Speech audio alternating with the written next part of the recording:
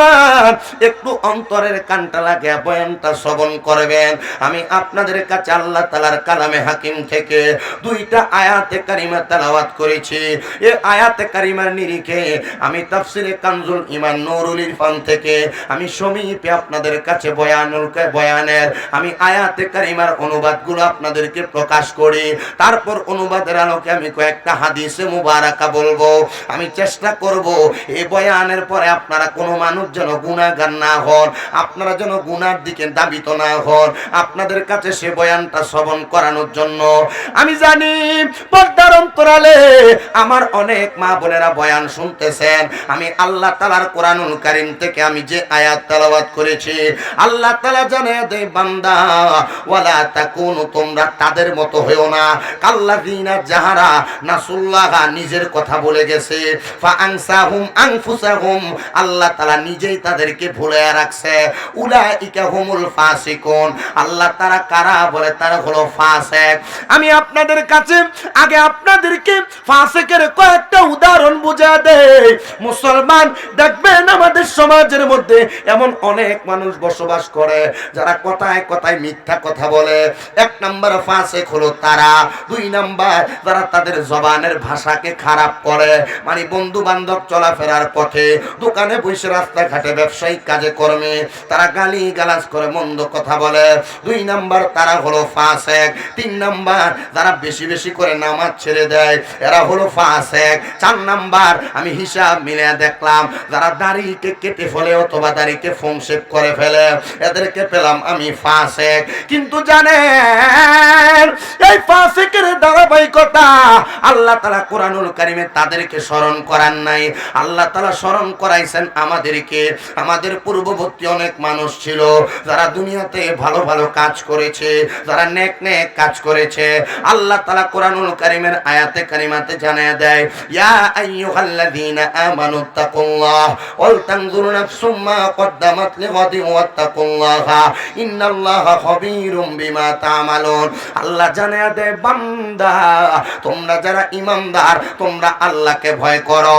ওয়াল তানজুর, তোমাদের প্রত্যেকের তাকানো উচিত, নাফসুম মা কদ্দামাত লিগাদ, তোমাদের পূর্ববর্তীদের দিকে। ওয়াত্তাকুল্লাহ, ওয়াত্তাকুল্লাহ, আল্লাহ কয় তোমরা আবার আমি আল্লাহরে ভয় করো। কিন্তু আয়াতে কারিমের মধ্যে একটা জায়গাকে উজ্জ্বল রাখা হয়েছে। যে জায়গাটা উজ্জ্বল রাখা হয়েছে সেই জায়গাটা আমার নবীজি হযরত আনাস ইবনে মালিক রাদিয়াল্লাহু তাআলা আনহুর হাদিসে মুবারাকার মাধ্যমে জানায় দেয়। একই হাদিসকে হযরতে সামুরা রাদিয়াল্লাহু তাআলা আনহু বর্ণনা করেছেন। জানায় দেয়, দুনিয়ার মানুষ তোমরা কেন তোমাদের পূর্ববর্তীদের দিকে তাকাইবা জানো? বলে কেন তাকাইব? বলে তোমাদের পূর্ববর্তী যারা গুনাহগার ছিল, পূর্ববর্তী যারা বদকার ছিল, পূর্ববর্তী যারা বেয়ামল ছিল, পূর্ববর্তী যারা বদনসিব ছিল, তাদের মতো তোমরা হয়ো না। বলে কেন গো? বলে তারা জাহান্নামের অতল গহ্বরে যাবে। ও মায়ার নবী গো, আমরা তো জাহান্নামে যেতে চাই না, আমরা সবাই জান্নাতে যাইতে চাই। বলে কেন জান্নাতে যাইতে চাও না? বলে একটাই মাত্র কারণ গো, আল্লাহ তাআলা বলেছেন, লা ইয়াস্তাউই আসহাবুন নারি ওয়া আসহাবুল জান্নাহ। আল্লাহ তাআলা নিজেই ঘোষণা করতেছে, যারা জান্নাতি তারা আর যারা জাহান্নামী তারা, এই দুই প্রকারের মানুষ এক রকম না। আল্লাহ কেন গো? আল্লাহ বলে, আসহাবুল জান্নাতি হুমুল ফাইজুন, যারা জান্নাতি তারা হলো সফল কাম। হ্যাঁ তন্তরের বাবারা, এত কষ্ট করে গভীর রজনীতে শীতের বেলা বাড়িতে কম্বল গায়ে দিয়ে না ঘুমায়া আপনারা যে কষ্ট করে বসেছেন, আপনারা বলেন জান্নাত পাওয়ার জন্য না জাহান্নামের জন্য? জান্নাত। আসতে বলতেছেন আপনারা ফুরাই ফুটে গেছেন। আপনারা যদি আমার কথাগুলোর জবাব দেন আমি ওয়াজ করে মজা পাবো। আসলে আমার এমনি দেখতে দেখা যায় কম বয়স জোয়ান, আমি গাড়ি চড়তে চড়তে আমার ভিতরটা বুড়ো হয়ে গেছে হুজুর। আমি কালকে আপনাদের এই যে ভবানীপুরি দিই, ভবানী বনগঞ্জ ভবন, এখানে মাহফিল করে গেছি। এখানেও আইসি ওই যে রানী আর বিষ্ণুপুর কইয়া, কালকে এখানে মনে আদ্রা আর একটা মাহফিল যমুনা যে আমি দমুরের উপরে আছি আর কি। তো মোটামুটি যে দৌড়াই যে আমার শরীরটা কুলায় না। আমি আপনারা অনেকে হয়তো জানেন আমার কয়টা মাদ্রাসা, কেউ জানেননি? 6টা পর্যন্ত আছে কেটা, আদিব আছে 6টা পর্যন্ত, এইটা ঠিক আছে। তা আমি আমার এগুলারে কন্ট্রোল করে, 7 নাম্বারটাও আমার বাড়িতে, আমি নিচতলা থাই, দোতলা এখনো চালু করি নাই। আমি এই পেরেশানিটা কইরা আমি ওয়াজ করতে আমার খুব কষ্ট হয়, তবু কষ্ট আর পেরেশানি থাকলো শুধু এক ও আদা রক্ষার্থে আসি। আর বিশেষ করে বাকি বিল্লাহ আমি কালকে রাত্রে এই জায়গাটা হাইটা ঘুরে গেছি, আড়াইটা এমন বাজে আমি ঘুরে গেছি, শুধু মোহাব্বতের কারণে এখানে আসি। কিন্তু আমি যদি এই মোহাব্বতের মাধ্যমে আপনাদেরকে জান্নাতের রাস্তা দেখাইতে পারি, আপনারা কি সেই রাস্তা নেবেন না? হ্যাঁ না, এরা চিন্তা করতেছে হুজুর মানুষ তো মাংনাটে হয় তুলার বোঝাও বয় না। আসলে সত্য কথা, এই যে এখানে বসছেন তাবারুক দেওয়া হবে ঠিক আছে, কিন্তু তাবারুকের বিষয়টা তো মাথায় আসেই। কিন্তু তাবারুকের পূর্ববর্তী ক্ষণে আমরা যদি জান্নাতের রাস্তা ক্লিয়ার না করতে পারি, আমাদের জীবন ব্যর্থ। কথা কন না? আমাদের জীবনটা কি ব্যর্থ? তা আপনারা জান্নাতে যাওয়ার জন্য মাহফিলে বসছেন, কে কে একটু হাত তোলেন।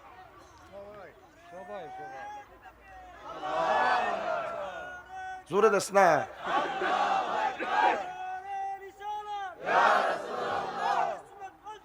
জিন্দাবাদ।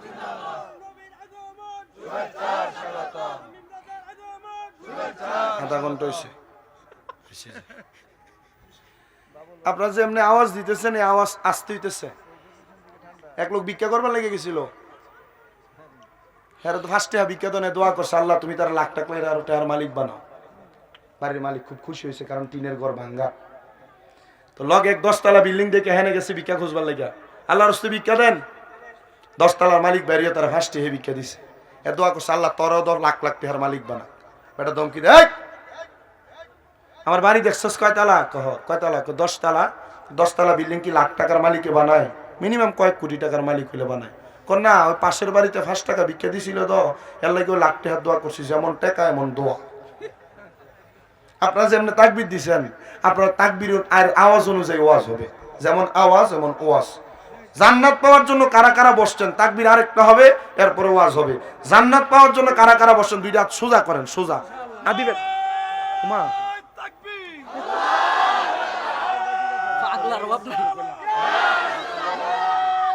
আমি না দিলে একটা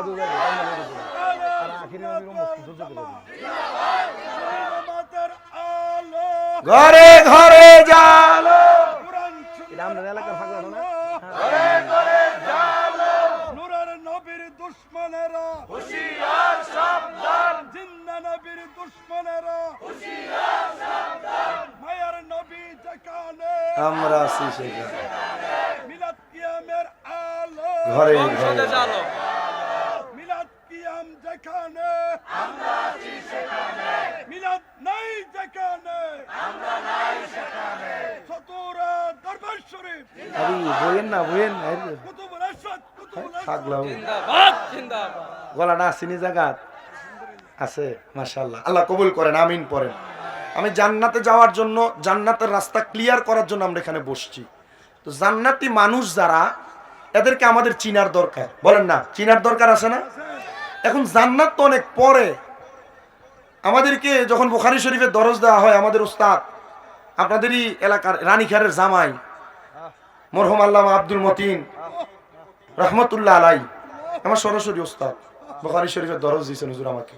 আমি হুজুরের সোহবতে বেশি দিন থাকতে পারি নাই, তবে ইন্তেকালের অসুস্থ হওয়ার আগের 17 দিন আমি হুজুরের একবারে কাছাকাছি ছিলাম। হুজুর ইন্তেকালের পরে আমি হুজুরে নিজে গোসল দিছি।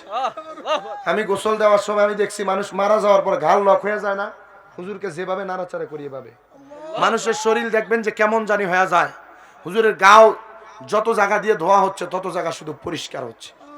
আল্লাহর কসম করে বলি, আমার কাছে আমার প্রিন্সিপাল হুজুর কেবলাকে, আমি মাদ্রাসায় গেলেই আমরা যখন পরীক্ষার হলে বসতাম, হুজুর যে হাইটা হাইটা আসতো হাত নাড়াইয়া এই বলে ডাক দিত, আমরা আজকে কামেল ফেকার পরীক্ষা দিচ্ছি ফাইনাল, আমি পরীক্ষার হলে আসি, কিন্তু আমাদের মাদ্রাসা ঠান্ডা বোঝা গেছে। আমার কাছে কুমিল্লা আলিয়া মাদ্রাসাকে ঠান্ডা বোঝা গেছে।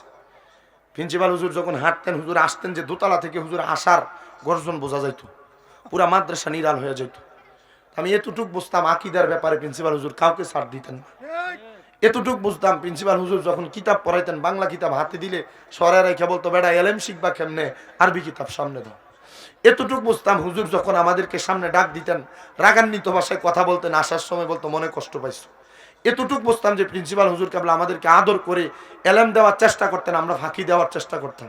তবে আপনাদের কাছে আমরা এতটুক বলি, জান্নাতি মানুষ জান্নাত পর্যন্ত যায় চিনা লাগবে না, জান্নাতি মানুষ দুনিয়াতে চিনা যাবে। ইদা রুউ যুকিরাল্লাহু আযজা ওয়া জাল্লা, যে চেহারার দিকে তাকাইলে আল্লাহর কথা মনে হবে, এটা জান্নাতি মানুষ, আর এটাই জান্নাতের বাদশা হবে। এটার একটা প্রমাণ আজকের ওয়াজে পাবেন। আল্লাহ কবুল করেন, সবাই করেন আমিন। প্রিয় মুসলমান ইমানদার, শুনো, অন্তরের কাল লাগে শুনো। এই তন্তর এলাকার এই মাহফিল কুমিল্লা সহ, কসবা সহ, ব্রাহ্মণবাড়িয়া সহ আশেপাশে এলাকা বিভিন্ন জেলা থেকে অনেক আল্লাহর বান্দারা উপস্থিত হয়। এলাকার কত মানুষ মারা যায়, মারা যাওয়ার সময় বিছানায় প্রস্রাব পায়খানা করে। কত মানুষ মারা যায়, মারা যাওয়ার সময় নাকি মুখে দিয়ে রক্ত ছেড়ে দেয়। কত মানুষ মারা যায়, মারা যাওয়ার সময় চোখ উল্টে জিহ্বায় কামড় দিয়া দেয়। এ মায়ার নবী গো, আমরা তো এমন মরণ চাই না গো, চাই না। কারণ জান্নাত অনেক পরের রাস্তা। জান্নাতের আগে আমার আল্লাহ তাআলা ফুলসেরাত বানাইছেন, ওই ফুলসেরাতের নিচে আল্লাহ জাহান্নাম সাজাইছেন। ওই ফুলসেরাতের আগে আমার আল্লাহ তাআলা মিজান টানাইছেন, মিজান। ওই মিজানের আগে হাসরের ময়দান, হাসরের ময়দানের আগের মাকামের নাম হলো কবর, কবরের আগের মাকামের নাম হলো মাকামে দুনিয়া, আলমে দুনিয়া। এই দুনিয়ার জমিনের মধ্যে থাইকা আমরা কত রং তামাশা করলাম, কিন্তু জানো যারা মুমিন বান্দা, যারা ইমানদার বান্দা, তারা মারা যাওয়ার সময় প্রস্রাব পায়খানা করে না, জিহ্বায় কামড় দেয় না, নাকে মুখে দিয়ে রক্ত ছেড়ে দেয় না, তাদের দুনিয়ার জমিনে চোখ উল্টে দেয় না। মায়ার নবী গো, আপনি নবী বলেন না কেমনে মরে।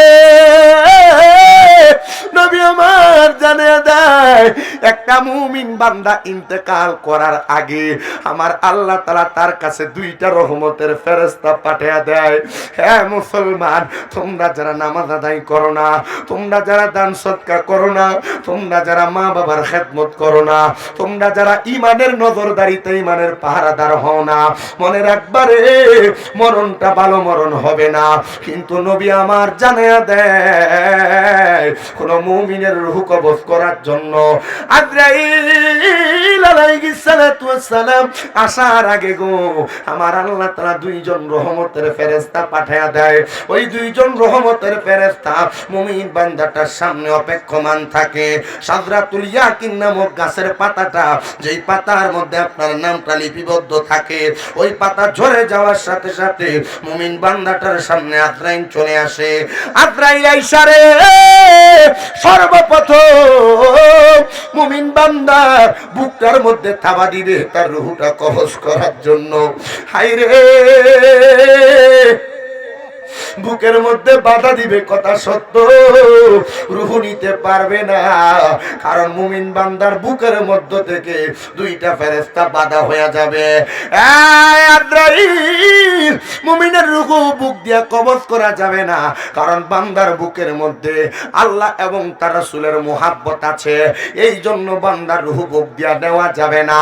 এবার আজরাইল ফিরে যাবে, আবার আল্লাহর হুকুম পায়া বান্দার সামনে হাজির হয়ে যাবে। এবার বান্দা সবচাইতে আকর্ষণীয় জায়গা, চেহারা বরাবর হামলা করবে বান্দার রূহটা নেওয়ার জন্য। বান্দার কপালের সামনে দুইটা রহমতের ফেরেশতা দাঁড়ানো, ডাক দিয়া বলবে, ওগো মালাকুল মউত আজরাইল, বান্দার রূহ তো আপনি তার কপাল দিয়ে বের করতে পারবেন না। বলে কেন গো? বলে বান্দা সেজদা দিয়েছে, নামাজের কত দাম, নামাজের কত সম্মান, নামাজের কত ইজ্জত, কত মর্যাদা। নামাজ তোমার কেমন ভাবে উপকারে আসে, মরার সময় কষ্ট পাবা না যদি তুমি নামাজি হও, যদি তুমি মুত্তাকি হও। নামাজ কেন পড়ো না মুসলমান? তুমি যখন ইন্তেকাল করবে, মরার পরে কবরে তোমার কোনো কিছুই তো আপন হবে না। আমরা তো মনে করি নেক আমল দিয়ে হয়তো আমরা কবরে বাঁচবো। না না না, নামাজের মাধ্যমে আমরা দুনিয়াতে ইন্তেকালের সময় বাঁচবো। একটা মুমিন বান্দা, একটা নামাজি বান্দার চেহারা বরাবর যখন হামলা করা হবে, দুইটা ফেরেশতা বাধা দিয়া বলবে রে আজরাইল বান্দার কপাল দিয়া তুমি রূহ কবজ করতে পারবা না। বলে কেন পারবো না? বলে বান্দার কপালের মধ্যে তার নামাজের একটা নূর আছে, এই নূরে রূহ কবজ করা যাবে না। আজরাইল আবার ফিরে যাবে, আবার আগমন করবে আল্লাহর হুকুমে। আগে চিনা নিবেন আজরাইলটাকে। আজরাইলকে কিন্তু আমার আল্লাহ তাআলা মালাকুল মাউত দুনিয়ার জমিনে উপাধি দেন নাই। আল্লাহ তাআলা আলমে আরোহায় যখন রূহকে মানুষে পরিণত করেন নাই, তার আগে আজরাইলকে মালাকুল মাউত উপাধি দিয়েছেন। দুনিয়ার জমিনের মধ্যে জিবরাইল, মিকাইল, ইসরাফিল আলাইহিস সালাতু ওয়াস সালাম তারা তিনজন যখন আগমন করছে মাটি নিতে পারেন নাই। আজরাইল আলাইহিস সালাতু ওয়াস সালাম দুনিয়ার জমিন থেকে 1-2 টন মন নয়, অনেক মন মাটি নিছেন। কোন কোন বর্ণনাকারী বলেন 40 মন মাটি একসাথে নিয়ে গেছেন। আচ্ছা বলেন তো, যে হাতের মধ্যে 40 মন মাটি আটে, ওই হাতটা যদি কারোর বুকের উপরে রাখা হয়, এই মানুষটা তো জীবিত থাকারই কথা না, এমনি তো সেপটা হয়ে যাওয়ার কথা। আজরাইল 2 বার মুমিনের সামনে এসে হামলা করবে। ওই আজরাইল যখন রূহ নিতে পারবে না, আমার আল্লাহ তাআলা তৃতীয়বার আবার আজরাইলকে পাঠাবে। আজরাইল আইসা রে ওই বান্দার ডান বাহু বরাবর হামলা করবে রূহ নেওয়ার জন্য। ডান বাহু থেকে জবাব আসবে রে আজরাইল, বান্দার ডান দিক দিয়ে রূহ নেওয়া যাবে না। বলে কেন কেন গো? আরে বান্দার ডান দিকে তার মা বাবার খেদমত আছে, এই জন্য বান্দার রূহটা কবজ করা যাবে না। আজরাইল আলাইহিস সালাতু ওয়াস সালাম যখন দুনিয়ার জমিনে আবার আগমন করবে, চতুর্থবার আগমন কইরা রে আজরাইলে একটা মুমিন, একটা মুত্তাকি, একটা নামাজি, একটা পরহেজগার, একটা মুসলিহ বান্দার বাম দিক দিয়ে হামলা করবে। বাম বাহু থেকে আবার আওয়াজ আসবে, আজরাইল বান্দার বাম দিক দিয়ে রূহ নিতে পারবা না। বলে কেন? বলে বান্দার বাম দিকে তার দান এবং সদকা গুলা আছে, এই জন্য বান্দার বাম দিক দিয়ে রূহ কবজ করা যাবে না। চলে যাবে আজরাইল আলাইহিস সালাতু ওয়াস সালাম। আল্লাহ গো কেমনে বান্দার রূহ কবজ করব? বলে বান্দা কালেমা পড়ার কারণে বান্দা তো ঈমানের সাথে মৃত্যুবরণ করবে, এই বান্দা এমনে এমনে মারা যাবে না। বান্দা কালেমা পড়া ছাড়া তার ইন্তেকাল হবে না। কারণ যারা মুমিন, যারা মুত্তাকি, যারা ফরেজগার, যারা নামাজি, যারা রোজাদার, যারা ইবাদতকারী, দান সদকাকারী, ওই ব্যক্তিগুলা ঈমান নিয়ে মারা যাবে। ঈমান ছাড়া মরবে না, বেঈমানের মতো মারা যাবে তারা। দুনিয়ার জমিনে ইবাদত তরক করেছে যারা, বেঈমানের মতো মারা যাবে তারা। যারা হারাম খাবার খাইছে, সুদের টাকা, ঘুষের টাকা খাইছে। আপনারা বলেন এমন বেঈমান হারামখোর বাংলার সমাজে আছে না নাই? আমাদের সমাজের মানুষ সুদখোরগুলারে ধরে মসজিদের সভাপতি বানায়, সুদখোরগুলারে ধরে মসজিদের সেক্রেটারি বানায়, এলাকার সর্দার মাতাব্বরির দায়িত্ব সুদখোরগুলাকে দেয়। কথা কোন না? তাই না? দেয় না? সুদখোরের সভাপতি বানাইছো কেন যদি জিগা? এ মসজিদ ছাদ ডালে দিবার সময় সব দিয়ে অর্ড দিছে, এর সভাপতি বানাইতাম না, তোরে বানাইতাম। কেমন দমকার মুসলমান, এটা চিন্তা করে না। হারাম করে মসজিদের সভাপতি দিছে, তখন এটা যে ইমাম সাহেবের গরম দেয়। কথা কয় না? আছে না নাই? যদি জিজ্ঞাসা করে কোন গোস করে না কেন মসজিদের সেক্রেটারি বানাইলা, ডাক দিয়া কয় আমরা মসজিদের সবই টাইলস দিছে বেড়ায়, এই জন্য আমরা তারে মসজিদের সভাপতি সেক্রেটারি বানাইছি। না না প্রিয় মুসলমান শুনো, এ মানুষগুলা দুনিয়াতেও ভালো মানুষ না। এরা মরার সময় ভালোভাবে মরবে না, এরা মরার পরেও ভালো থাকবে না। এরাদের ঠিকানা হলো জাহান্নাম। শুধু জাহান্নাম নয়, আমার আল্লাহ তাআলা জাহান্নামের কিছু আলামত তাদের মধ্যে প্রকাশ করেছেন। তো আমি আপনাদের কাছে বেঈমানের কথা বলতেছিলাম না, মুমিনের কথা বলতেছিলাম, আমলওয়ালার কথা বলতেছিলাম, নেককারের কথা বলতেছিলাম। এবার যখন নেককার বান্দাটা দুনিয়ার জমিনের মধ্যে তার রূহ নেওয়া হয় নাই, আজরাইল আগমন করবে তার রূহ নেওয়ার জন্য। তার মানে যারা মুমিন বান্দা, যারা নামাজি বান্দা, তারা কালেমা পড়তে পড়তে মারা যাবে। ইন্তেকাল করার সময় ঈমান নিয়ে মারা যাবে। প্রিয় মুসলমান ভাইরা আমার শুনো, অন্তরের কান লাগে শুনো গো, বান্দাটা কিছুক্ষণ অপেক্ষা করার পর যে দুইজন রহমতের ফেরেশতা আগমন করেছে, ওই ফেরেশতাগুলা বান্দার মাথার মধ্যে হাত বুলিয়ে দিবে। আরেকজন ফেরেশতা বান্দার মুখের সামনে জান্নাতি তুফা আপেলটাকে ধরে রাখবে। ওই বান্দাটা চক্ষুটা খুইলা সাথে সাথে দেখবে জান্নাতি তুফার মধ্যে কালিমা তাইয়্যিবা লেখা, লা ইলাহা ইল্লাল্লাহু মুহাম্মাদুর রাসূলুল্লাহ সাল্লাল্লাহু আলাইহি ওয়াসাল্লাম। জবান খুলে জোরে কন্না মারহাবা। আর সে আল্লাহর নামের সাথে নবীর নামের মনোগ্রাম, আর সে আল্লাহর নামের সাথে নবীর নামের মনোগ্রাম, জান্নাতের গেটে গেটে লেখা নবী আল্লাহর নামের পাশে নবীর নাম। আল্লাহ দুনিয়া বানালেন নবীর শান বুঝাতে, আল্লাহ বেহেশত সাজালেন নবীর শান দেখাতে, আল্লাহ বেহেশত সাজালেন নবীর শান দেখাতে। আমার প্রিয় মুসলমান শুনো, অন্তরের কান লাগে শুনো গো। মুমিন বান্দা যখন তার জবান দ্বারা কালেমা পড়বে, কালেমা পড়ার সময় বান্দার জবান দ্বারা বাতাস বের হবে। আমি কিন্তু এই ওয়াজটা একটা হাদিসের আলোকে বলতেছি না, 7টা হাদিসে মুবারাকা পড়ে ওয়াজটাকে আমি গোছাইছি। একটু মনোযোগ দিয়ে শুনলে আপনাদের কাছে ভালো লাগবে বাবারা। যখন বান্দা কালেমা পড়বে, আজরাইল আলাইহিস সালাম মুখ দ্বারা বাতাস বের হওয়ার সময় ওই বান্দা রূহটা কবজ করবে। বান্দা কোনো কষ্ট পাবে না, বান্দা কোনো টের পাবে না। বলে কেন কষ্ট পাবে না, কেন টের পাবে না?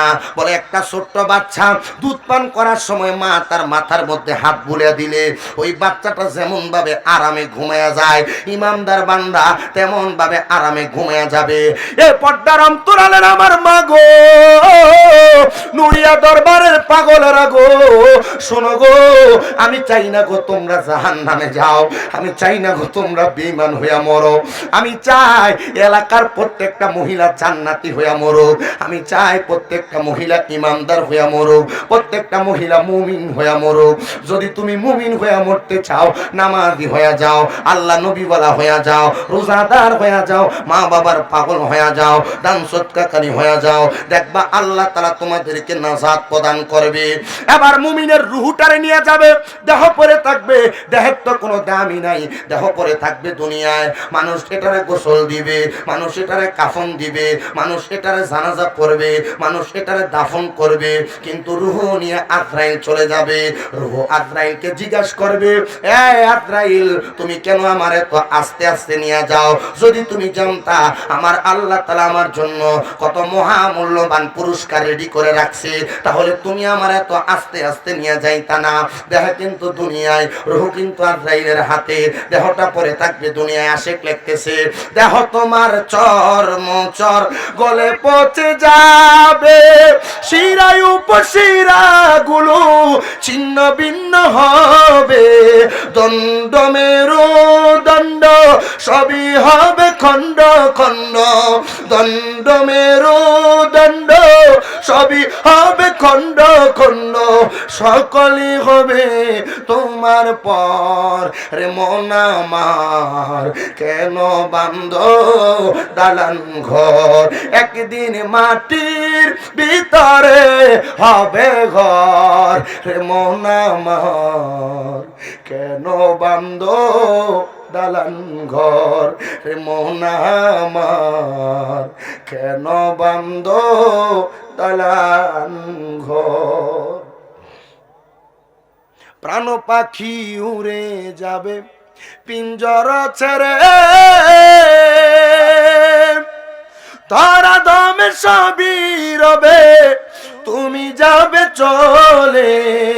বন্ধু বান্ধব যত মাতা পিতা তাহারা সুত, বন্ধু বান্ধব যত মাতা পিতা তারা সুত, সকলই হবে তোমার পর। রে মন আমার কেন বান্দ দালান ঘর রে মন আমার, কেন বান্দ দালান ঘর, একদিন মাটির ভিতরে হবে ঘর রে মন আমার, কেন বান্দ দালান ঘর। বান্দার দেহ দুনিয়ায় আর রুহু আজরাইলের কাছে।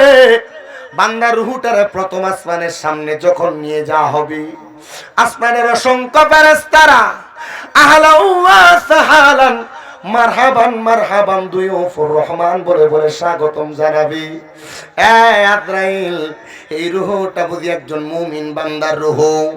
প্রশ্ন করবে, জিজ্ঞাসা করবে, কিভাবে বুঝলা, কেমন করে বুঝলা এটা মুমিন বান্দার রুহু? বলে বান্দার ইবাদতের নূর দিয়া বান্দার রুহুটা একটা সুঘ্রাণ প্রকাশ করতেছে। এজন্য আমরা বলতে পারলাম বান্দা একটা মুমিন বান্দা। নবীজি এই মুমিন বান্দারে তো জান্নাতের দিকে নিয়ে যাওয়া হবে। ও নবী গো, ওই দেহটার কি অবস্থা হবে? আমার নবীজি জানিয়ে দেয় উম্মত, ওই দেহের জন্য আল্লাহ তাআলা অনেকগুলা পুরস্কার রাখছে। দুনিয়ার মানুষ দেখবে, তন্তর এলাকার কোন মানুষ যখন মারা যায়, ওই মানুষটার দেহটারে কবরের মধ্যে এমনে মাটির 3.5 হাত কবরে শোয়া দেয়। কিন্তু না না না, কোন মুমিন বান্দা, মুত্তাকি বান্দা, ফরজগার মুসলিম বান্দা যখন মারা যায়, তার মারা যাওয়ার পরে তার কবরে জান্নাতি 3 জন ফেরেশতা জান্নাতের একটা বিছানা বিছায়া দেয়। দুনিয়ার মানুষ দেখে না রে, জান্নাতি বিছানা বিছায়া দেয়। ওই জান্নাতি বিছানাটা বিছায়া দিয়া যখন তারা চলে যায়, মুনকার নাকির মানে সম্মানিত 2 জন ফেরেশতা আগমন করে। ওই সম্মানিত 2 জন ফেরেশতা যখন আগমন করে, ওই ফেরেশতাগুলা কবরের মধ্যে আগমন কইরা বান্দার নুরানি চেহারার ঝলক দেখা বান্দা মুমিন হওয়ার কারণে তারে কোনো সওয়াল জবাব করবে না। আহারে, মুমিন বান্দার কপাল চেহারাই প্রমাণ করে দিবে এটা মুমিন বান্দা, মুত্তাকি বান্দা। ওই বান্দাটার প্রশ্ন সারা বান্দা কবর অবস্থান করবে। কবরের মধ্যে অবস্থানের পরে বান্দার পরবর্তী মাকামের নাম হলো, কবরের পরবর্তী মাকামের নাম হলো হাসরের ময়দান। বলে হুজুর কি বলেন? হাসরের ময়দান তো ভয়ঙ্কর। তামার জমিন মানুষের উলঙ্গ অবস্থায় হাসরের ময়দানে উপস্থিত থাকবে। যাদের পায়ের নিচের মধ্যে না শুধু, যাদের মাথার উপরে না শুধু, তার পুরাটা শরীর থাকবে উলঙ্গ অবস্থায়। একজন আর একজনের দিকে তাকাইতে পারবে না। মা সন্তানের দিকে, সন্তান বাবার দিকে তাকাইতে পারবে না। বলে কেন তাকাবে না? এটার কারণ আছে কয়েকটা। কারণ হইল, 1 নম্বরে তাদের পায়ের নিচে উত্তোলিত গরম তামার একটা জমিন থাকবে। থাকার কারণে তারা নিচের দিকে তাকাবে না। তারা আফসোস আফসোস করতে থাকবে। তাদের মাথার 1 বিঘাও পড়ে, কেউ কেউ বলেন 4 আঙ্গুলও পড়ে। 1টা 2টা না, 12টা সূর্যের তাপ প্রজ্বলিত করা হবে। এত কঠিন কষ্ট হবে, তারা তাদের মাথাগুলো উপরের দিকে দিয়ে থাকবে। মুসলমান, একবার জানো কারা কারা হাসরের ময়দানে যাবে? দুনিয়ার নামাজি না বেনামাজি না, নামাজি বেনামাজি সবাই হাসরের ময়দানে যাবে। রোজাদার বেরোজদার সবাই জান্নাত হাসরের ময়দানে যাবে। দুনিয়ার সব শ্রেণীর মানুষ হাসরের ময়দানের মধ্যে যাবে।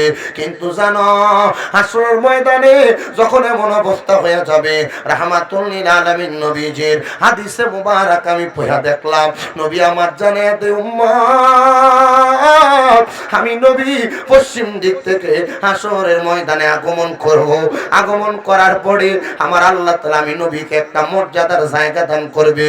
ওই জায়গাটার নাম হলো মাকামে মাহমুদ। আরেকটা জায়গা দান করবে, সেটার নাম হলো লেওয়ায়ে হামদ। লেওয়ায়ে হামদ মানে হলো সম্মানিত প্রশংসার একটা পতাকা। ওইটা আমার নবীরে দান করবে। নবী আমার হাসরের ময়দানে নবীর নামাজি, মুত্তাকি, ইমানদার, ফরজগার উম্মতদেরকে টান দিয়া দিয়া নিয়ে যাবে।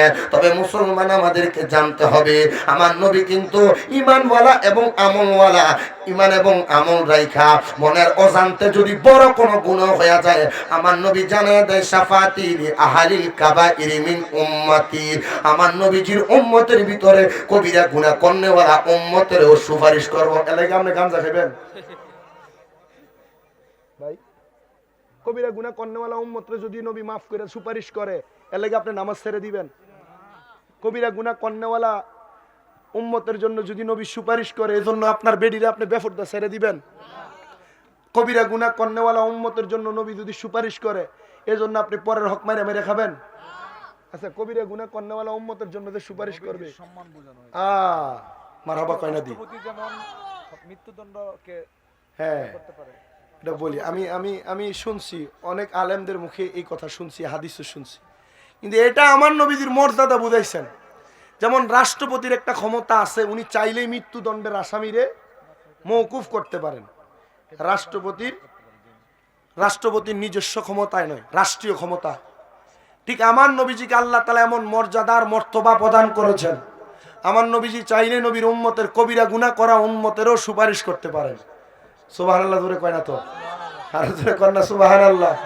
নবী আমার টান দিয়া দিয়া নবীর মুত্তাকি, পরেজগার, নামাজি, ইমানদার, পর্দাশীল নারী, স্বামীর আদেশ শুননেওয়ালা নারীদেরকে আমার নবী টান দিয়া দিয়া নিয়ে যাবেন জান্নাতের দরজায়। এবার আসেন জান্নাতের দরজায় বড় একটা খেলা।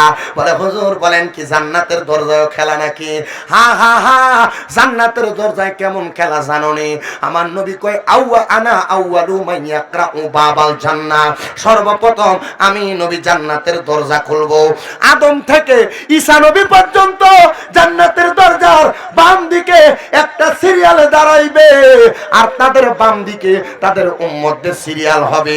আর আমার নবী একা নবীর উম্মতদেরকে নিয়ে যারা নামাজি, মুত্তাকি, ইমানদার, নামাজ চললে খালি ফের ফেরে জান্নাতে যাবেন, কথা এটা না। নবী ছাড়া জান্নাতে যাওয়া সম্ভব না। সাবধান, আমরা সুন্নিরা নবী নবী করি, এটার কারণ একটাই, কারণ নবী আমাদেরকে নিয়ে জান্নাতে যাবে। আপনি নবীর আগে জান্নাতে যাইতে পারবেন, কারণ নবী তো জান্নাতের দরজা প্রথম খুলবে। আনা আউয়ালু মান ইয়াকরাউ বাবাল জান্নাহ, সর্বপ্রথম জান্নাতের দরজা আমি নবী খুলবো। এবার জান্নাতের দরজায় কি খেলা শুনো। জান্নাতের দরজার যে ফেরেশতা, ওই ফেরেশতাকে নবীর সম্পর্কে সব বলা হয়েছে, কিন্তু ওই ফেরেশতাকে আমার নবীকে দেখানো হয় নাই। মারহাবা কর।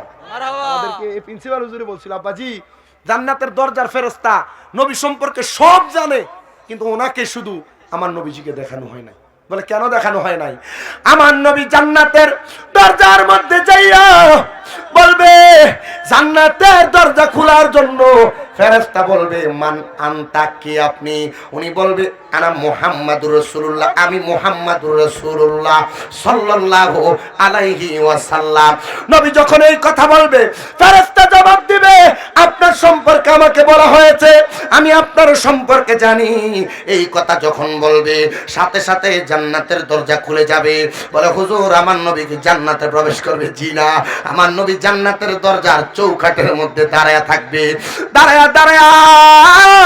নবীজি একটা একটা করে উম্মতকে জান্নাতে প্রবেশ করাবে। আদম থেকে ঈসা নবী পর্যন্ত সব নবীরা দাঁড়ায়া থাকবে। বলে হুজুর আপনি না কইলেন জান্নাতের দরজা নবী খুলবো, তাহলে নবী কি জান্নাতে আগে প্রবেশ করবে না? আরে বাবা, নবী জান্নাতে তখন প্রবেশ করা লাগবে না। এই যে মেরাজের মাস চলতেছে, আমার নবী তো মেরাজেই জান্নাত দেখা ফেলাইছে। জান্নাতের কোনো কিছু নবীর কাছে গোপন আছে? জাহান্নামের কোনো কিছু গোপন আছে? কোন জায়গার কোনো কিছু গোপন আছে?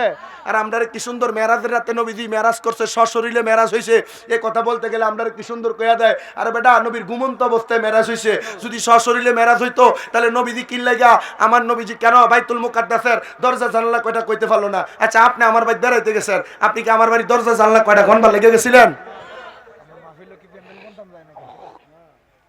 মাহফিলে যাইছেন, বাস কয়টা গুনতে আইছেন? কে গুনছেন আজ পর্যন্ত বাস এনে কয়টা?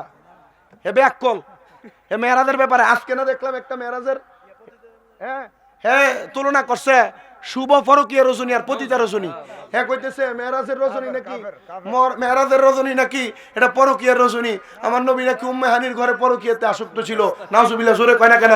আমি বাংলাদেশের প্রধান উপদেষ্টা ডক্টর মোহাম্মদ ইউনূস সহ বাংলাদেশের প্রশাসনিক কর্মকর্তা যদি আজকে এই তন্তর ইমাম হুসাইন রাদিয়াল্লাহু তাআলা আনহু গাউসিয়া নুরিয়া হিফকানা মাদ্রাসার সুন্নি মহাসম্মেলন ইমামে আজম কনফারেন্সের মাইকের আওয়াজ শুনে থাকেন, সোশ্যাল মিডিয়া ইলেকট্রিক মিডিয়ার মাধ্যমে জেনে থাকেন যে এই বেয়াদব বলেছে নবীজি সাল্লাল্লাহু আলাইহি সাল্লাম রজব মাসের 26 তারিখ মেরাজ করেন নাই, উনি পরকিয়া করেছেন।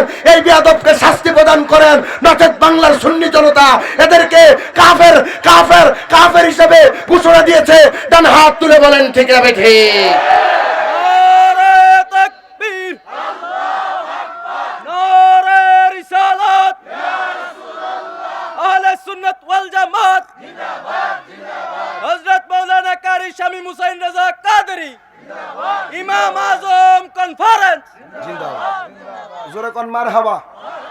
ইসলামের ন্যূনতম জ্ঞান মানে এই তন্তর ইমাম হুসাইন মাদ্রাসার নুরানির ফুলার যে জ্ঞান আছে, নাজারা মাদ্রাসার ছাত্রর যে জ্ঞান আছে, হিফজ বিভাগের প্রথম পরে এই ফুলার যে জ্ঞান আছে, এই ব্যাককুলির জ্ঞানও নাই। আর নামের শেষে লাগায় আলমাদানি। আমার এক উস্তাদ কইছি এটা আলমাদানি না বেটা, এটা জালমাদানি। কথা কয় না ঠিক কিনা?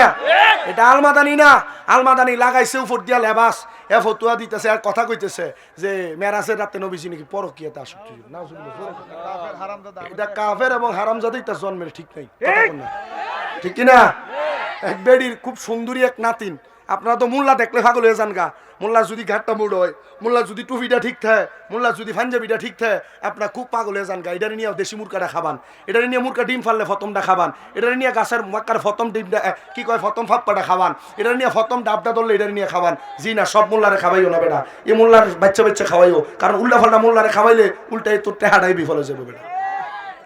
এক বেডির সুন্দরী নাতিন আসিল, তো সুন্দরী নাতিন তাহলে বেডি খুব নাতিন রইলে গর্ব করতো, মুরব্বী মানুষ। এখন এলাকার ফোলাফাইন যা আছে এই নাতিনের লেগে পাগল। এখন বেডি কি করবো, এখন এলাকার যে ফোংডা সেংটার ভিতরে একটু আছে না বেশি ব্রিটিশ মার্কা, এ চিন্তা করলো কেমনে ভাই এই নাতিনদারে দাদির লোকে খাতিল করলেই মনে হয় নাতিনদারে পাওয়া যাবো। আমরা তো মোল্লা হাতা মোল্লা দেখলে পাগল হয়ে জায়গা যাইয়া দাদির লোকে খাতিল বানছে।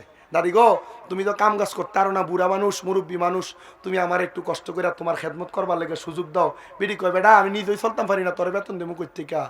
না গো বেতন লাগতো না, তুমি আমার দোয়া দিলাইও, তুমি আমার দোয়া করলে চলবো। ঠিক আছে তুই আমার খেদমত করবি। এখন আমি তো তোর নামই জানি না, তুই খেদমত করবি কেমনে? আমার কিছু লাগলে তোরা ডাক দিমু কেমনে? দাদি এটা তো বড় শরমের একটা প্রশ্ন করলা। বলে কি শরমের প্রশ্ন? আরে দাদি আমার নাম তো তোমার কাছে কইতেও শরম লাগে, আমার নাম হইল নাতিন জামাই। এর নাম কি? আসতে কইছে নাম কি? দাদি আমার নাম নাতিন জামাই। ঠিক আছে 2 সপ্তাহ খেদমত করছে, বেডি ফানি লাগলো, নাতিন জামাই কই রে একটু আয়, নাতিন জামাই কয় একটু খানা দিয়ে যা, নাতিন জামাই আনা আমার একটু অজু খানাত লয়ে যা। এখন 2 সপ্তাহের ভিতরে মাশাআল্লাহ সুন্দরী নাতিন রেলাইছে ফড়াইয়া। 2 সপ্তাহ পরে হাত রাত ধরে ডাক দেখো, দাদি তোমার নাতিনটারে আমি বালা পাই, তাইও আমার বালা পা, তাই আমি বিয়া করতাম, তুমি কি তা কও? আরে ব্রিটিশ রে, তুই তো আমার খেদমতের নিয়ত আইসোস না। দেখবা আমরা এলাকার বহুত মৌলবীরা আইয়া ঢুকে মসজিদের ভিতরে, আমার টাকা পয়সা লাগতো না ভাইও, আমার রাখকে দিন আপনারা এনে কোন রকম খামু আর নমাজ পড়ামু। এ ডুইকা যে ঢুকছে হুঁইসইয়া এটা কুড়া লইয়া বাইর হয়, সমাজ নষ্ট করে বাইর হয়। আসেনি আমি কাউরে কোনো কিছু বলতেছি না, শোনেন কি কইতাছে একটু মনোযোগ দিয়া। এখন এ কি করছে, নানি তুমি বিয়া দিতা না? দাদি না বিয়া দিতাম না। তোমার নাতিও তো আমার বালাফা, তাই তো আমার লগে যাইবো গা। কজা দেই যা আসাই। এখন মায়ের লই হাতে লইয়া দৌড়ে মারছে। বেটি ডাক দে এলাকার মানুষ, আমার নাতিন জামাই আমার নাতিন লইয়া ভাগ্য জায়গা মানছে ডাক দেয় দূর বিড়ির করে বেটি নাতিন জামাই নাতিন লইয়া যাইতো না, তরে নিয়ে যাইতো। তা আমরা সমাজের বহু মৌলবী সাবরা মেরাজের রাইতে রে পরকিয়ার রাত, মেরাজের রাতে রে পরকিয়ার রাত, মিলাদ কে আমরা বেদাত, নবী নূর মানলে না এটা বেদাতীদের লক্ষণ। এটা নাতিন জামাই নামক মাইয়াসুর, নাতিন জামাই নামক বলৎকারের গুচ্ছি, এরা আমাদের ইসলামটারে নাতিন লইয়া যেমনে নাতিন জামাই বাচ্চাটা ফলায়, এরা আমরা ইমান লইয়া ফলায়।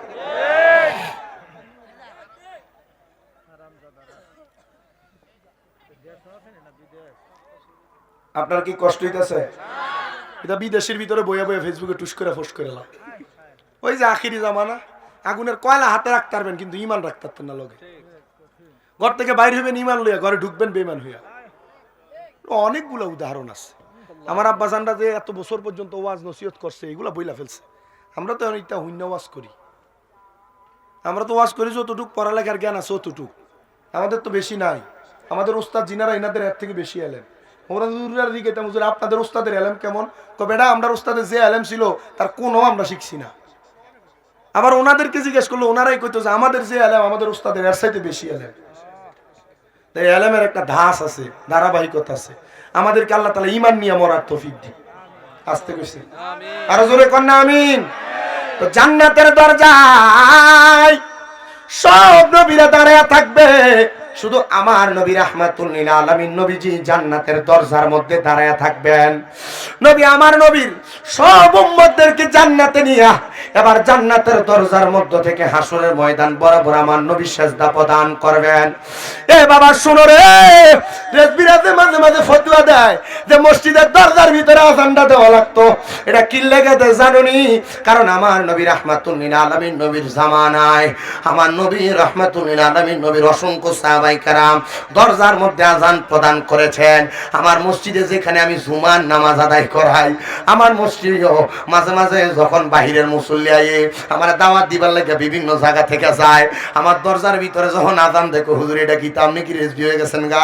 আমি কইলাম এটা রেজবি না রে, এটা নবীর সুন্নাত, সুন্নাত, সুন্নাত। আল্লামা রেজবি শাহ হুজুর কেবলা এটা শিখিয়ে দিয়া গেছে। এটা রেজবির বাণী না, এটা স্বয়ং নবীর বাণী। রেজবি শুধু এটার দ্বারক আর বাহক। শোনো রে প্রিয় মুসলমান, আমার নবী ওই জান্নাতের মধ্যে থাইকা, জান্নাতের দরজার মধ্যে থাইকা আমার নবীজি হাসরের ময়দানে সেজদায় অবনত হবে। অনেকক্ষণ পর্যন্ত আল্লাহ এবং জিবরাইলের মাধ্যমে কথোপকথন নবী আমার সেজদা মোবারক থেকে মাথা মোবারক উঠাবেন। নবী যখন মাথা মোবারক উঠাবেন, রাহমাতুল লিল আলামিন নবীজি ডাক দিয়া বলবেন, ওগো জিবরাইল, আমার আল্লাহ তাআলা কি আমার দরখাস্তগুলো কবুল করেছে? বলে আপনি নবীকে আল্লাহ তাআলা তখন সে ক্ষমতা দান করবে। নবী আমার হাসরের ময়দানে অবস্থান কইরা ডাক দিয়ে বলবে, আমার বাকি উম্মতগুলা কোথায় গো? বলে সব উম্মতগুলা তো আপনি জান্নাতে নিয়ে গেলেন।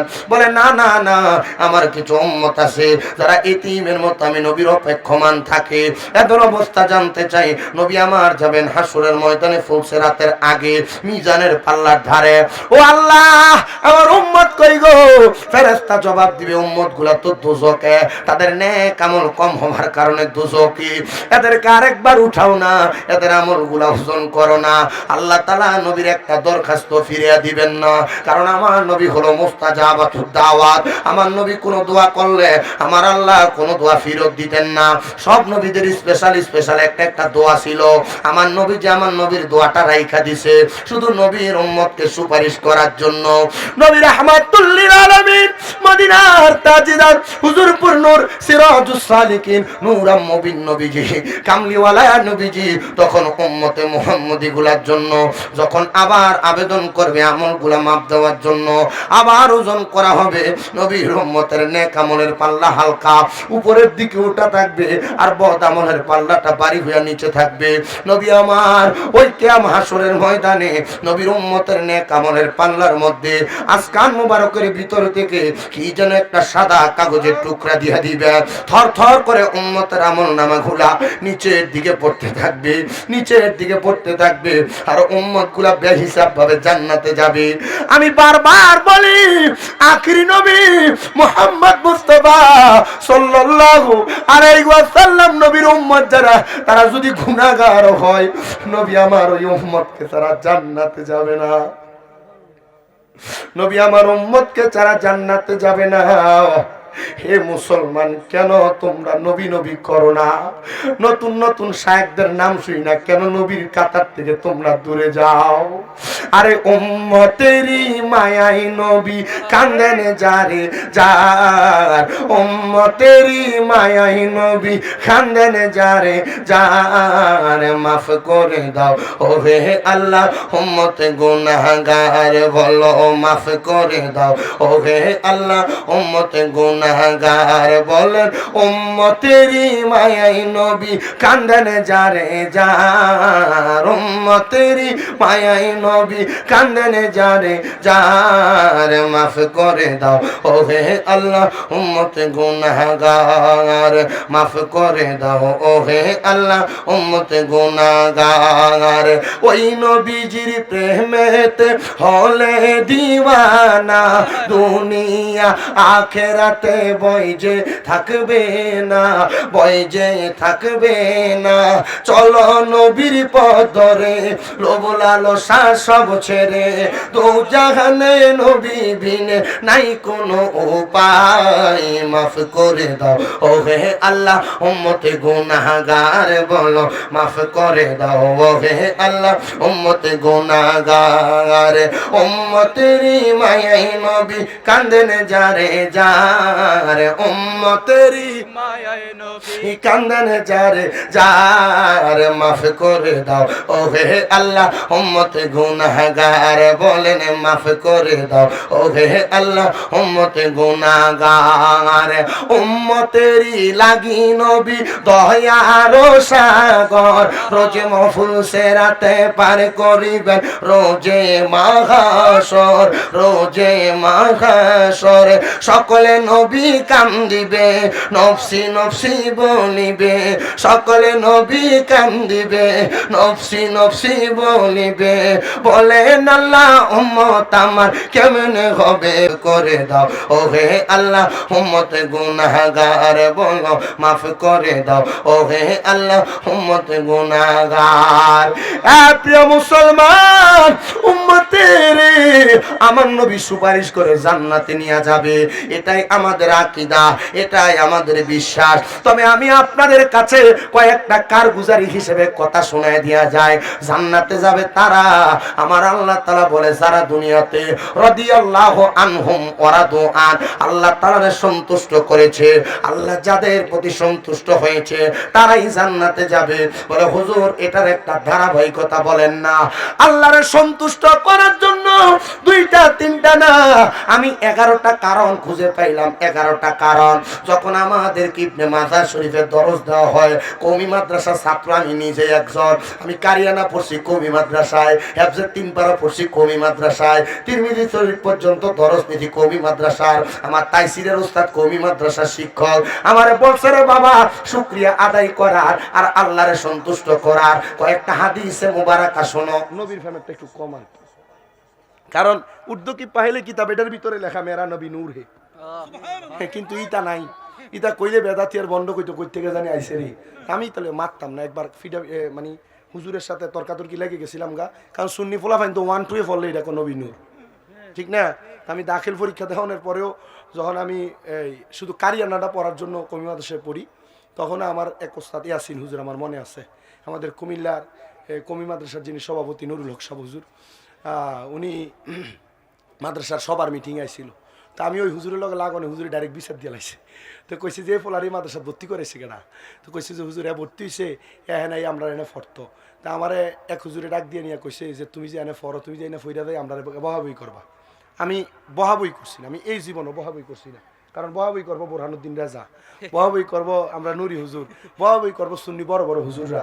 আমি বহার দরকার নাই, আর আমি বহিনা দেখে আমার লগে লগে বীরে আস্তে আস্তে শূন্য হয়ে জায়গা।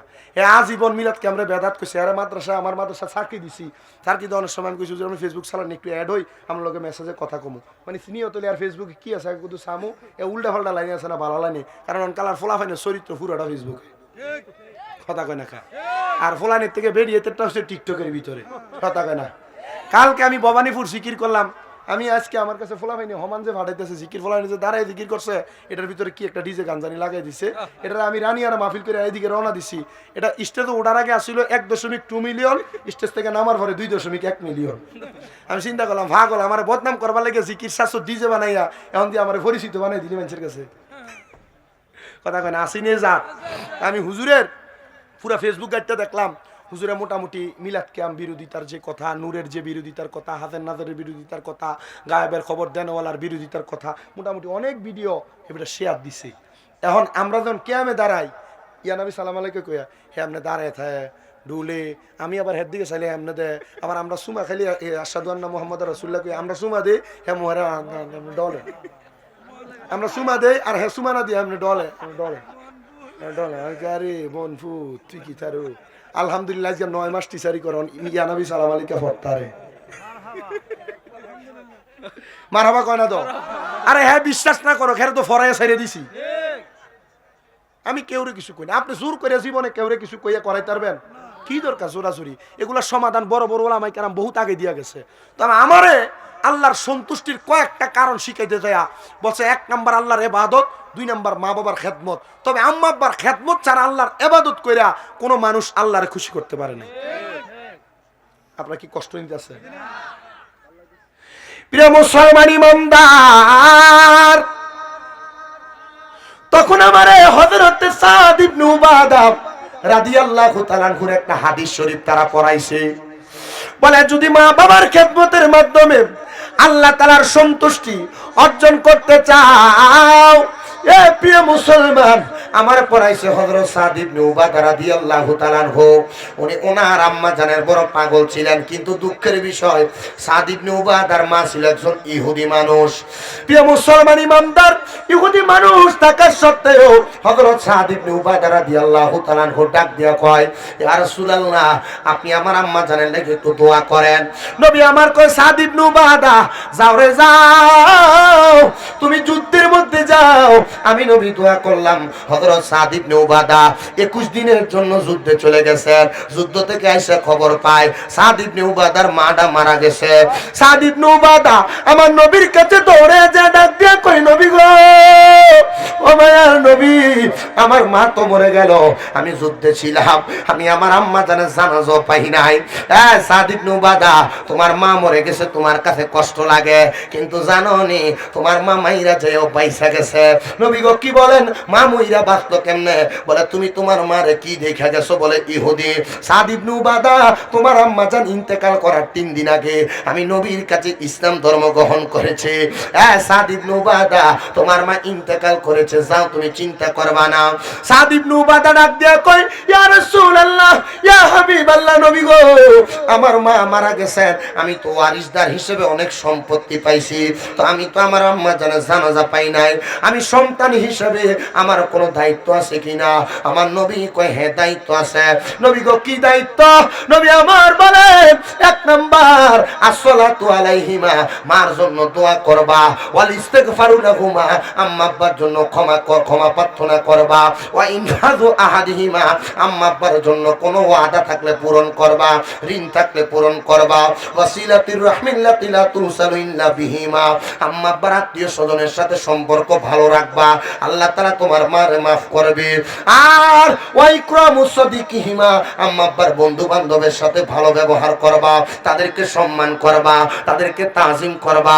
নবী গো, ও মায়ার নবী, দয়ার নবী, রাহমাতুল লিল আলামিন নবীজি, মা যে মারা গেছে, এত সম্পদ আমারে দিয়া গেছে, আমার কোনো সম্পদ লাগবে না গো নবী, আমি কি করব আপনি বলেন না। আমার নবী কয়, সাদ ইবনে উবাদা, তুমি তোমার মায়ের পক্ষ থেকে কিছু সদকা করে দাও। সাদ ইবনে উবাদা কয়, ইয়া রাসূলুল্লাহ, নবী, ও মায়ের নবী গো, আমি কি সদকা করব? আমার নবী কয়, তোমার যা ইচ্ছা। সাদ ইবনে উবাদা কয়, ইয়া রাসূলুল্লাহ, আপনি সাক্ষী থাকেন, আমার একটা খেজুরের বাগান আছে, ইনি খোয়া দাও, ওই বাগানটা আমি আমার মার জন্য আল্লাহর হস্তে সদকা করে দিলাম। নবী আমার কয়, এ সাদ ইবনে উবাদা, তুমিও সাক্ষী থাকো। আমি নবী বললাম, এ সদকার বিনিময়ে আল্লাহ তাআলা তোমার মার নাজাত দিব। পরের দিন সকালবেলা সাদ ইবনে উবাদা কাঁদতে কাঁদতে নবীর সামনে হাজির। নবী আমার জিজ্ঞাসা করে, এ সাদ ইবনে উবাদা, কেন কান্না করো? কারণটা কি একবার বলো না? সাদ ইবনে উবাদা কই, ইয়া রাসূলুল্লাহ, আমি স্বপ্ন দেখেছি গো, আমার মা জান্নাতের একটা থালের মধ্যে লইয়া নতুন নতুন খানা খাইতাছে। সাদ ইবনে উবাদা, তোমার আম্মা জান জান্নাতের খানা এমনে পায় নাই রে, এমনে পায় নাই। আমার আল্লাহ তাআলার 2টা পাখি ক্ষুধার্ত ছিল, তোমার বাগান থেকে ছোট একটা পাকা খেজুর থেকে একটু একটু করে আহার করেছে। এই জন্য গতকালকে সন্ধ্যাবেলা ওই পাখিগুলা আহার করার কারণে আল্লাহ তাআলা তোমার মার কবরে নাজাত দিয়া দিছে, জান্নাতি খানা দিয়া দিছে। এই টাইমে একজন ইহুদি ডাক দিয়া কই, ইয়া রাসূলুল্লাহ, আপনি তো সন্ধ্যাবেলার সময়ে মদিনার উকাস বাজারের পাশে ছিলেন, মক্কার উকাস বাজারের পাশে ছিলেন, তো আপনি তার খেজুরের বাগানের মধ্যে খেজুর যে খাইছে আপনি কেমনে বুঝলেন? এটাই আমার নবী গায়েবের খবর দেনেওয়ালা, নবী এমনি তো গোপন খবর দিয়া দেয়। সাদ ইবনে উবাদা কই, ইয়া রাসূলুল্লাহ, সৎকার মাধ্যমে যত আমার মা জান্নাতি হয়ে গেছে, আমি আমার মার জন্য এটা করতে পেরে আমি খুশি।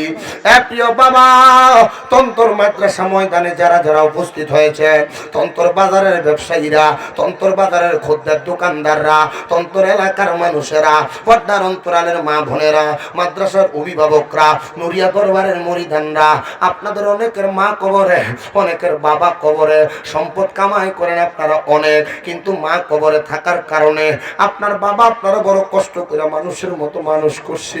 আব্বা দামি কোনো খানা খায় নাই, আপনি সন্তানদের দামি খানা খাওয়াইছে। আব্বা কোনো দামি লুঙ্গি কিনে পরে নাই, আপনি সন্তানদের পরাইছে।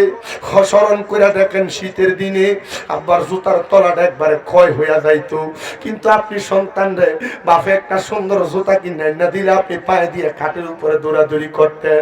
এখন আপনার কাছে টাকার অভাব নাই, আব্বাজান কবরের বাসিন্দা, কত টাকার মালিক আপনি, আব্বারে 500 টাকা দিয়ে একটা লুঙ্গি কিনা পরাইতে পারেন না, পরাইবেন কেমনে? আব্বাজান তো কবরে। এ পর্দার অন্তরালের মা, তোমার মা দামি কোনো জামা কাপড় পরছে না, মার কাপড়টারা সুই সুতা দিয়ে সিলিয়া সিলিয়া পরছে। তুমি স্কুলে মাদ্রাসায় যাওয়ার সময় তোমার 10-5 টাকা হাতে দিয়া দিছে। মা নতুন কোনো জামা কাপড় পরছে না, ঈদের দিন আমরা জিফুতের কিন্না পরাইছে। কিতা গো মা, ঈদের দিন দুপুর বেলা পুরান কাপড়টা দিয়ে আপনি পইরা রইছেন। মা নতুন জামা কাপড় কি পরতেন না? মা বইলা দিত, এখন কি আর আমার ঈদের বয়স আসেনি? অভাবের কথা বলতো না, টাকা নাই বিদায় যে কাপড় কিনতে পারছে না মা বলতো না। এখন তুমি সন্তানের কাছে লাখ লাখ টাকায় আছে, কিন্তু তোমার মা দুনিয়াতে নাই। 500 টাকা দিয়ে একটা কাপড় কিনা মারে পরাইতে পারো না।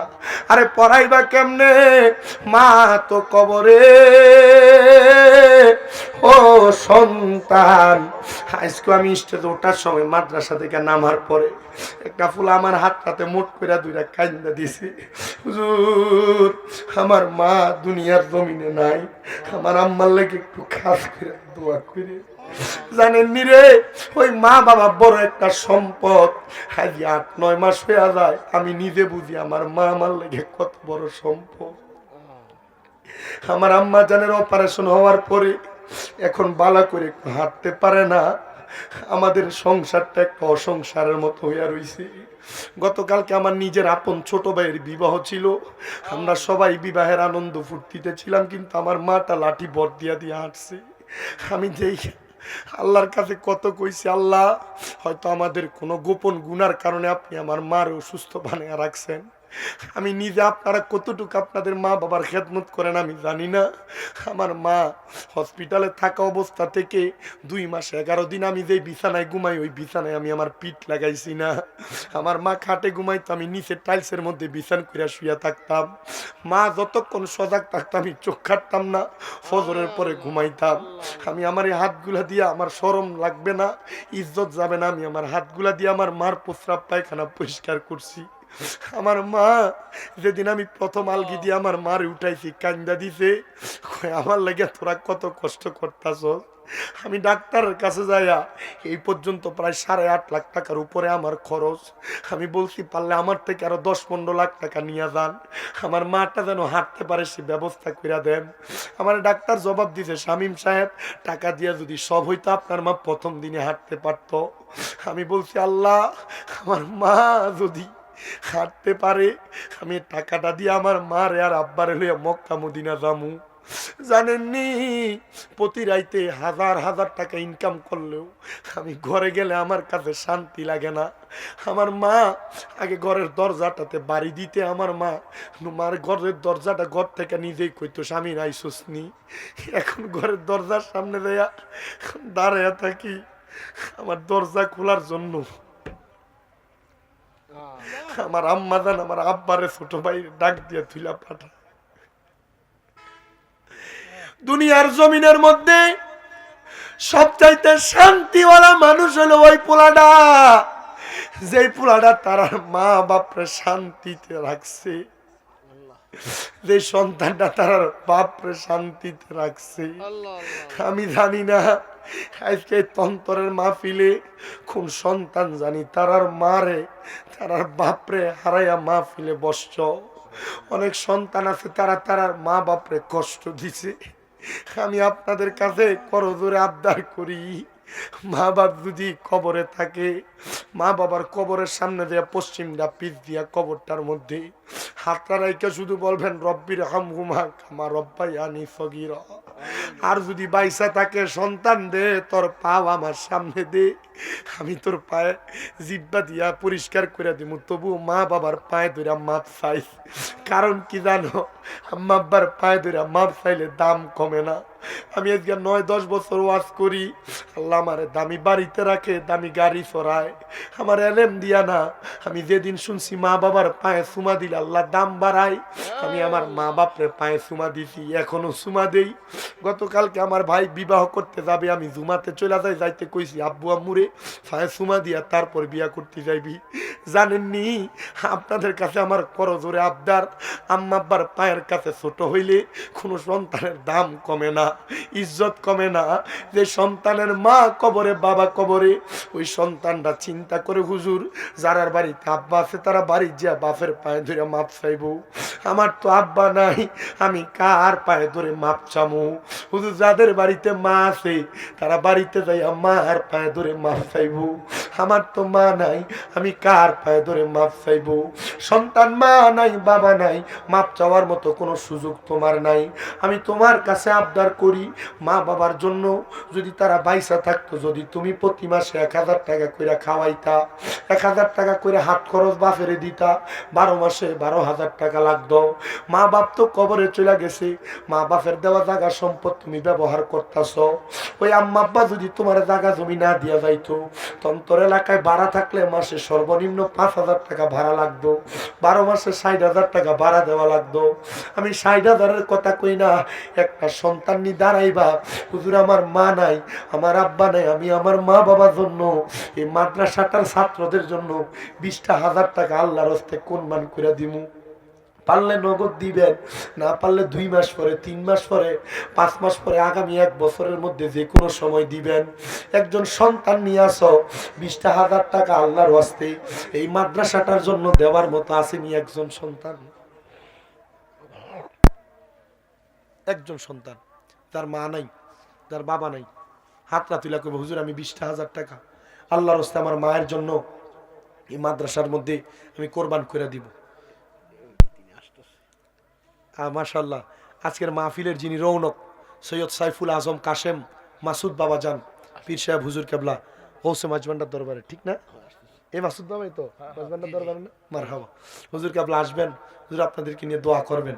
আশেক একটা সুর লেখছে, মাঝ ভান্ডারে উঠেছে তাও ঈদের নিশানা, আরে মাঝ ভান্ডারে উঠেছে তাও ঈদের নিশানা, আরে ঘুমায় না মায়ার ঘুমে আখের জামানা, আখেরি জামানা, ওরে কলব জিন্দা হয়ে যাবে, এলমেলাদুন হাসিল হবে, হায়রে কলব জিন্দা হয়ে যাবে, এলমেলাদুন হাসিল হবে, আরে দুষ্ট দুশ্মনের সমান হবে কিসের ভাবনা, আরে দুষ্ট দুশ্মনের সমান হবে কিসের ভাবনা, আরে ঘুমায় না মায়ার ঘুমে আখের জামানা, আখেরি জামানা, আরে মাঝি ভান্ডারে উঠেছে তাওহীদের নিশানা, আরে মাঝি ভান্ডারে উঠেছে তাওহীদের নিশানা, আরে ঘুমায় না মায়ার ঘুমে আখের জামানা,